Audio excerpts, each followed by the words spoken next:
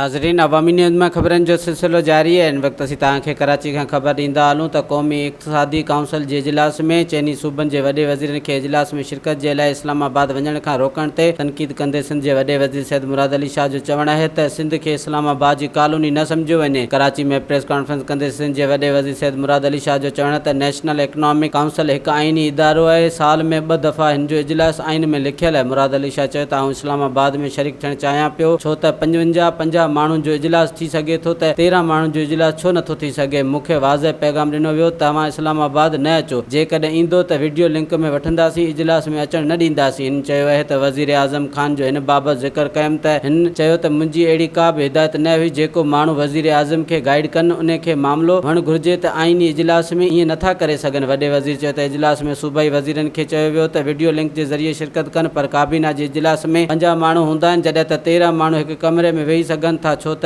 आइन इजलास साल में 2 दफ़ा थींदो आहे। वधीक ख़बरनि ऐं तफ़सील जे लाइ विज़िट कयो असांजी वेबसाइट awamiNewsHD.com ऐं ॾिसंदा रहो अवामी न्यूज़ HD।